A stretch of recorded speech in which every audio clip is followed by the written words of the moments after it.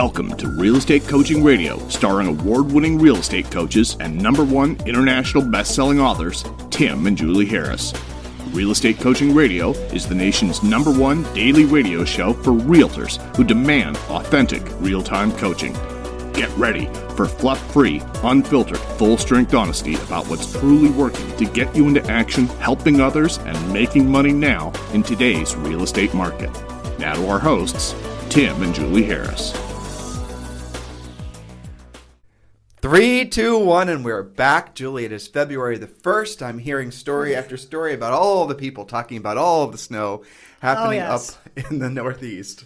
I know. It's crazy. And of course, our Canadian listeners as well. But still, it's crazy out there, man. I mean, I've been on coaching calls all day. We did the Facebook Live for the, our premier coaching clients. And in spite of that, which, in normal times, whenever that was, that's getting to be a long time since we had normal times. This is the normal time. Yeah, but we have lots of memories of the snowy market slows things down. You got to wait for the spring. You got to wait for the snow to melt and the tulips to pop up. Then you can sell a house again. Not so anymore. So one of the things that I wrote down today is to talk about some specific competitive buyer strategies that have bubbled up more than the normal stuff. That's a great idea. So let's just drill down. A couple quick announcements. Number one, thanks for continuing. I watch these numbers. They really get updated, I think, to a point where you can kind of trust them every 30 days. And so our 30-day listener number of new listeners and number of repeat listeners and subscribers, it continues to climb, which is fantastic. And what's especially exciting is seeing all the listeners that we're picking up all over the world. We're now in 63 different countries. So thank you to all of you. We don't market this podcast. This podcast kind of is being passed around organically from all of you guys, sharing it with people that you know, love, and trust. And please continue to do that. It means the world to us. And I'll tell you the other thing that helps us as well is when you give us a 5-star review on iTunes. The 5-star review evidently triggers some algorithm inside iTunes, which then basically makes it so that they share the podcast with other people that they think might identify with it. And also, if you could subscribe to the podcast on iTunes as well, that really does help us. And we're going to continue every single day doing whatever we possibly can to keep you guys ahead of the changing market.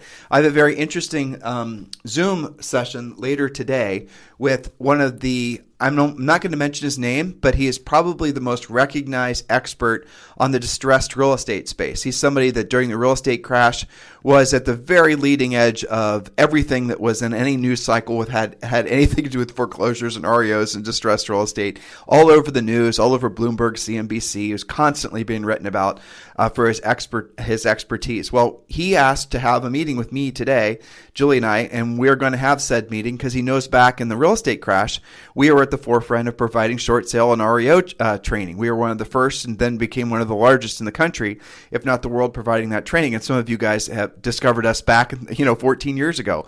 Well, I'm assuming that he's wanting to speak with me because he is seeing that the train is starting to load, the distressed train is starting to load and possibly, leaving the station. I want to see what he knows because he is obviously going to have a hell of a lot better information than we will because he works directly with, guess what, the government. So I'm going to ask all the tough questions I can possibly get to know about with regards to the forbearances, what they're going to do for people that can't bring their mortgages back up, people that can't make their payments, haven't gotten their jobs again. I'm going to find out about what the government's going to do to give those folks a graceful exit out of their house. So all those tough questions that that you guys need to know so you can prepare for whatever the next big waves are in the real estate markets. And in some markets, guess what? There is going to be a lot of distressed real estate that comes for sale. The key is going to be not, don't think about buyers here, guys. Think about listings. What can you do to be the listing agent of that distressed real estate? And again, that's what I'm hoping to learn on my Zoom with him today. And also, I think we're going to be co-developing an educational product with him as well. So more about all of that when I have the information to share. Yeah, I'm really looking forward to that because we get that question a lot. And I definitely sense, we get it from coaching clients, but I also see it on social media and different things. There is a nervousness that's bubbled up about, how are we in the top of a bubble here? Because it sure feels like it with all the crazy things going on. I'm going to tell you something, I'm sure about this, and don't ask me to quantify it because I can't, okay? Mm-hmm. So when people, especially people that are in production that's selling a lot of real estate, when they start to get those unquantifiable, angstful feelings, these intuitive pangs that there's some, gyrations in the force, okay? Right. Mm-hmm. They're right. Yeah, it's a disturbance in the real estate force. It is. And if you start sensing that from your sellers and your buyers, and you start sensing that from other real estate practitioners, you're right. You probably are picking up on something that's going to be a change in the markets. And I remember one of the things that Julie and I, obviously we sold tons of houses. We coached for longer than we sold real estate. And so we always pride ourselves in having our fingers on the pulse of what's going on in the real estate market. But frankly, guys, we have an unfair advantage because we coach and train some of the best agents in the country. No, I mean, now we're picking them up all over the world. Yep. And so what we hear from them is what we then basically can translate to improving our coaching and our training for all of you. Because the reality of it is real estate practitioners, all of you, you're going to know what's happening in the real estate markets long before any sort of analytical data starts being spewed out from any of these big companies, long before even the government knows. You're going to know what buyers and sellers are thinking. And when Julie and I, we were speaking to, in some cases, in some days, hundreds, if not thousands of you through our podcasts, through our coaching, our training, just all these other different forms of communication we have with you guys. When we start seeing a trend towards people asking about distressed real estate, sensing that the buyers are getting a little jittery about feeling, just whatever it is, we're going to tell you. We're not just going to stick to our dogma and just basically say this is what you should do no matter what. Because guess what? When the market pivots, you definitely want to be an early mover towards becoming a listing agent for the banks and the services or whomever else might be handling the inevitable waves of distressed real estate that will be hitting the market. And I would suspect that what we're going to see is the bank is going to have a very orderly, graceful exits for some of these folks. And those listings will be assigned to real estate agents, and those listings will be the best listings to possibly ever have because it's the perfect seller, motivated seller, priced right, ready to sell, and you're going to definitely be having these listings selling into a seller's market. So when we have more of this information, we're definitely going to share it with you. Yeah, it's an interesting phenomenon, though, don't you think? Totally. That we have a hot seller's market with lots of price run-up. And so yet we're sensing this little ripple, okay? Well, what you're just talking about is you just said something very smart. You are sensing and you know that the market normally, when you see a spike in prices or an increase in demand, it's because there's a lot of people that have gainfully employed and they're looking to move and relocate and all these positive things that are happening in the economy. In addition to all the normal reasons why people buy and sell, big house, small house, downsizing, upsizing, whatever. But in a normal seller's market, it's due strictly from demand from essentially normal market forces. Now, you could argue, and we're not going to, but you could easily argue that the increase in demand right now isn't from normal market sources. It's coming from Fed-induced inflation, which is going to then cause prices to further increase, which is going to cause, who knows what down the road. But here's what matters now. And even the biggest bears that Julie and I listen to, I'm a big fan of Jim Rickards, New Case for Gold and a whole bunch of other books. If you guys really want to get a contrarian perspective on the economy, read and listen to what he has to say. Him and Peter Schiff, frankly. And so when I was reading Jim's most recent book, not a very big book, I listened to it in like 2 days. It was the end chapters were talking about where to invest your money, and it was all the normal things. But he also said residential real estate, and then he basically justified that by saying people are going to continue to flock to residential real estate for all the traditional reasons, but also because it's a hedge against inflation, because it's a real asset. And because mostly you can lock in a long-term 30-year fixed-rate mortgage for less than 3%, the inflation rate will easily pay for your cost of living. I don't know if you guys have actually thought about that. But by the way, if that's not the best buyer script ever, someone could get into a house, and if the house costs them, say they buy an average American home of $350,000, and let's say the house costs them $12,000 in payments, and let's say it costs them another, $5,000, $10,000 maintenance and upkeep, and you add it all up, even with property taxes, they're going to be living in that house for free in most markets because the inflation, or what agents will call appreciation, will outpace the cost to live there. That's called living for free. Yeah, and it will be very interesting to watch and see. And I'm really looking forward to that interview you've got your Zoom this afternoon, because even while all of that is happening and all of that is true, we still have this whole what's going on with forbearance. And there are people that lost their job and didn't get forbearances, right? But here's the key right now. At this point in time, the coaching on this is you better be real tuned in to your own database. Yes, Get involved with the banks when we start seeing that happening. But as a prequel to that, because we'll let you know when it's time to pull that trigger, you have to be really tuned into your own past clients and your center of influence. What's happening with them?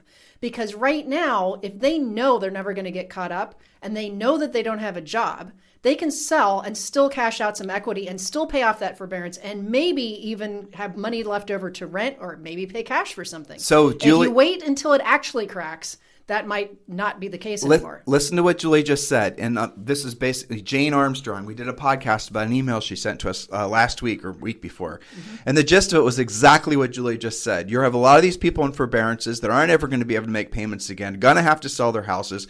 They are very wise to sell the house now while there's still equity, because if there's a whole bunch of people rushing to the exits because they're in the same situation in a town like Las Vegas, a lot of those jobs aren't coming back. And Julie and I have rental properties in Vegas, so trust me when I tell you I'm not thrilled about that. Especially for all the hardship those people are going to be experiencing as well. But you should be calling all of your centers of influence and past clients, and you should let them, find out what's going on in their lives. And if they're in forbearance because they're furloughed from some job, that job doesn't come back, they can't replace the income to make that house payment. They better sell now because they can walk away. And while the house is in forbearance, there are no missed payments. I mean, there are, but there are no missed payments legally. There is no destruction to their credit. They could get the heck out of that house, walk away with some equity. But if they wait and for this sort of distressed train to start loading up and leaving, then they're going to be selling into a crappy market. They're going to be selling into a buyer's market. They're going to be selling when prices are falling. Their credit's going to be hurt. They're going to have situations where they're not going to have as much equity. So guys, be aggressive about this opportunity to be of service to other people and truly help people. And by the way, our attempt to be aggressive and truly help you is going to continue with offering you the free downloaded fill-in-the-blank business plan. It is now February 1st, and we're probably going to pivot to a couple new offers for you guys. But for now, if you've not yet done this, download the fill-in-the-blank real estate treasure map. It is your business and life plan. Just text 2021 to 855-685-1045.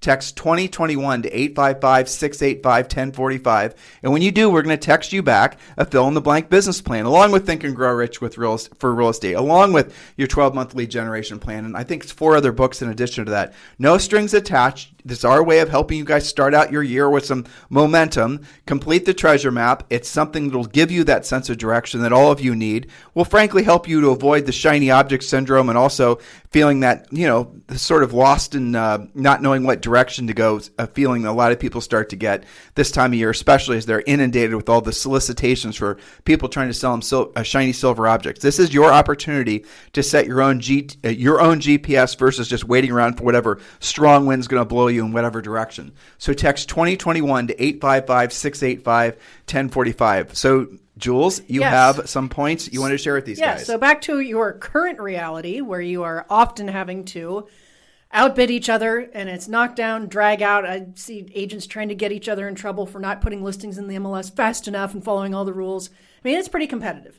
And it's competitive on the buyer side like never before for most of you. Okay, so I wrote down 3 things to make sure that we're helping you win. Well, one thing that I've heard more of this week than ever before is a new strategy, in addition to obviously coming in with the right price, maybe waiving inspections, maybe waiving the appraisal, all the crazy stuff you guys have been doing for a while. Now what we're seeing is, in addition to that, buyers are offering to pay the seller's closing costs. That's how crazy it's gotten, right? So the buyer will now pay the seller's closing costs. In a different market, you're used to asking the seller to pay for the buyer's closing costs. You know what? That's hilarious. So you have a buyer, and when you say closing costs, do you mean their selling commissions too? Well, no. So here, and I'm glad that you said that, because a lot of them right now are going, one more competitive strategy. We'll pay the seller's closing costs. Make sure that you are defining that, because sellers' closing costs are pretty broad, and you don't want to necessarily offer to pay the commissions, right? You could, and in some markets, perhaps that's the way to go. But the things that I've mostly been hearing is buyer to pay seller's title insurance fees up to $2,000. Just like, buyers will often ask seller to pay buyer's closing costs not to exceed $3,000. Be specific. Don't just say seller's closing costs. It's worth mentioning, Julie, that I was participating and watching your premier coaching session today, which was fantastic, by the way. Thank you. And moving over to Facebook Live and having that direct live interaction is so much better than we used to do it, But I'll tell you, the thing that's obvious to me is that all of these guys' questions are the hardest questions that result in the most sort of frustration for these agents is always about buyers. Yes, always. Always. And you guys, you joined our coaching program, or you're joining our coaching program, hopefully because you wanted to learn how to be a listing agent. Well, realize that your buyer frustrations are just going to intensify as the year continues. And I'll tell you something else. I noticed this trend. What's that? As this is a slight sidestep, but it's worth mentioning. The COVID obviously brought on just advanced everything that I think would have eventually come into play over 10 or 15 years. But people being home-based, it obviously made, look at eXp Realty, for example. Oh my gosh. And there's all these other companies that are essentially making the most of the fact that the advancement in people's desire to live remotely, work in the cloud, and all the rest of it. There's so much amazing stuff that's happened, and the momentum towards remote and the momentum towards those types of companies is just going to continue. But I'll tell you something else I'm seeing. There are billions of people that used the COVID lockdowns to study for their real estate licenses, and they're taking their tests now. And I'm seeing a huge influx of people listening to this podcast that are new agents. And 99% of the time, they're coming from professional backgrounds. Now, this is the difference, Julie.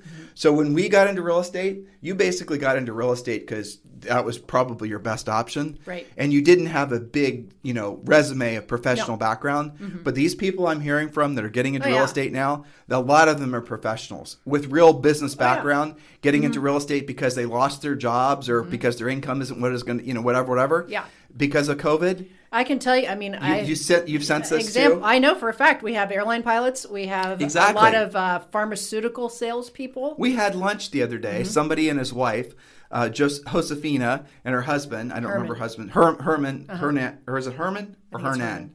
Well, anyway, if you guys are listening, and I know you are, sorry I didn't remember his name. But what I do remember is he's a badass 777 pilot. Yeah. And this guy is basically, he didn't have a military background. He went to school to learn how to become a pilot. He flies these massive commercial, global, jets. It's incredible, right? Well, guess what? He got furloughed. He's not flying. He's not flying like he used to. He's just picking up flights here and there. And so he's gotten his real estate license. Now, a guy like that, with a background like that, with an intellect like that, and an ability to drill down, he obviously is going to do quite well in real estate. There are waves of people getting into the business globally. We have an actual rocket scientist who, when the Jet Propulsion Lab downsized her, because I was like, yeah, sure, you're a rocket scientist, right? No, she's like, no, I actually am a rocket scientist from the Jet Propulsion Lab. Do you think that person can learn a few scripts and be successful? But the other thing too, Julie, in addition to the other things, right, I'm saying that too much today, is that a lot of the people getting into the business, not only do they have professional backgrounds, they're taking a professional approach. They actually have seemingly a higher sensitivity to BS shiny object ideas. Yes. So that's the reason they're gravitating towards us, because they know that we're giving them practical, tactical way forward. They have formal business backgrounds, and our formal business approach definitely resonates with them. Absolutely. But they're going to build momentum, and they're going to blow past all these agents that are essentially not really very professional. No, you have different conversations with people like that. Like, they have absolutely no resistance to following a schedule. Yeah. They say, tell me what to do, I'll do it. I'm used to following a checklist. And I'm seeing, too, a lot of people that we're attracting that are getting in the industry, they have no problem whatsoever about being proactive lead generators. No, not at all. And why is all this happening? Because obviously the nature of being a real estate agent, and we talked about this many times before, but when you and I originally got into the business, you got into the real estate business because basically you were out of options, right? It was your fallback to your fallback to your fallback. Sure. Now people see being a real estate professional as something of prestige. And it's probably from all the HGTV shows and Bravo. I'm sure that's okay. Why. Thank you for making those shows. But that's global. And so you're seeing a complete anyone who's pessimistic about the future of being a real estate practitioner anywhere on planet Earth, you have no reason to feel that way. And if you're looking for a reason why to start drilling down on focusing on the seller side of the business, we've just given you a whole bunch of, I think, motivation to take that direction. Because all your greatest pains and frustrations are always going to come on the buyer side of the transaction, especially in a seller's market like this, because the listing agent's always going to have the advantage. Yes, that's right. But meanwhile, those of you who are having to compete to have your buyers win. So point number one was pay the seller's closing costs, but define it. So that should be up to X amount of dollars and perhaps just the title insurance, something like that. But at least it makes your offer stand out.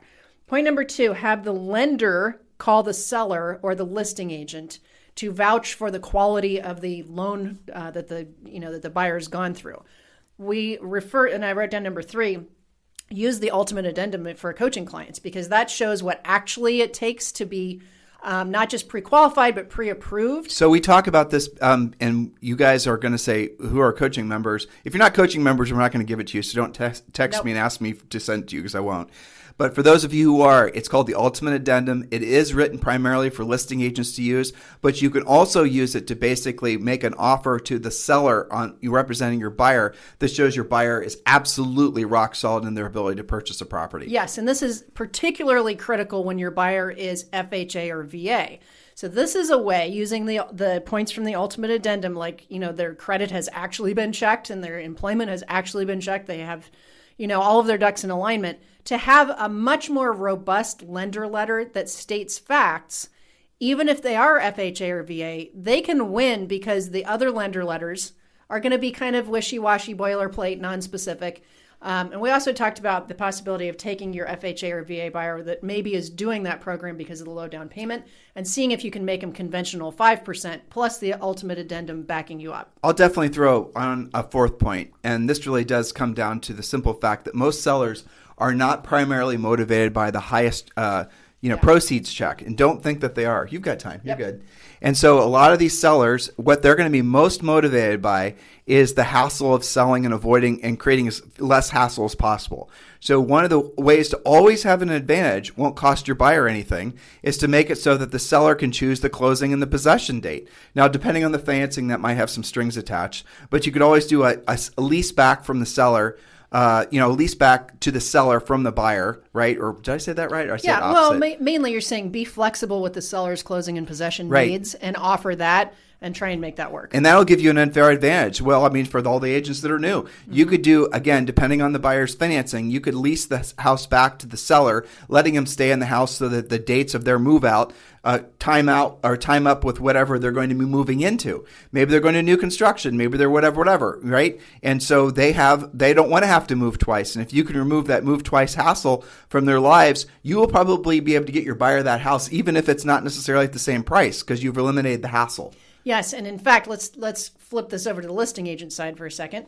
One of our great Toronto area EXP friends and coaching clients, John Walkinshaw. Oh, John Walkinshaw, yeah. He used this little piece, everything we just talked about, knowing what's going on with the buyer chaos, to prospect his sellers. And he had several people that said, I'm not ready to list until March or until May. I want the snow to melt.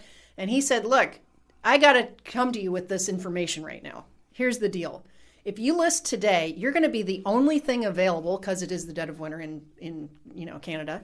You're going to be the only one. If we're going to get a maximum price and maximum flexibility for you, now is probably a better time than waiting until spring. For sure. Okay.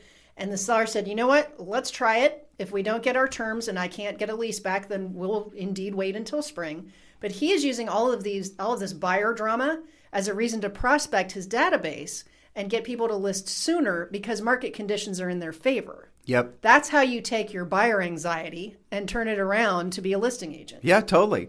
So listen, we have to round the bend because Julie and I have other things to do today. In the meantime, listen, do download your real estate treasure map. And also, if you want to speak directly to Julie and I about having Julie and I personally sponsor you at EXP, of course we're interested in doing that. Of course we'd love to be your sponsor. Text me directly at 512-758-0206. Text me directly at 512-758-0206. And let's talk about you joining Julie and I's EXP group. And in the meantime, stay focused, stay drilled down. Know that this is just the start of what's probably going to be, if you choose for it to be, the best, I would say, season of your life. This could last 5 years, 10 years, 20 years. What we are essentially going to be experiencing in real estate and the economy, there's going to be flocks of black swans that fly over occasionally. But at the end of the day, as long as you're in the mindset, or always of the mindset, of being of service to other people and willing to be fluid and learn what the market needs you to learn, frankly, and provide the services that the sellers and the buyers demand for you to know and understand, you're always going to be relevant. And you're going to be even more relevant the faster you are moving towards what the market actually has to offer you. And I'm going to be sharing with you some of the things I learned on this. It's not a public Zoom. This is just a meeting, by the way. Julie made it sound like I was interviewing him for the sake of the podcast. Not the case. This is just he and I speaking on a Zoom. But when I get as much information out of him as I can, I'll share it with all of you, and then we can start making making a plan together. So when the market does turn decidedly towards distressed real estate, all of us will be ready. In the interim, if you guys need us for anything at any time, if you'd like to, obviously share, give us some inspiration for some podcasts or ask us questions or whatever, just text me directly at 512-758-0206, 512-758-0206. In the meantime, have a fantastic day.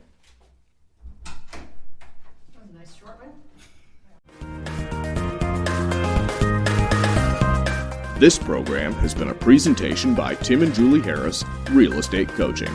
For more information on our real estate coaching and training programs, visit our website at timandjulieharris.com. Remember to tune in weekdays at noon for upcoming shows, and until next time, thank you for listening to Real Estate Coaching Radio with Tim and Julie Harris.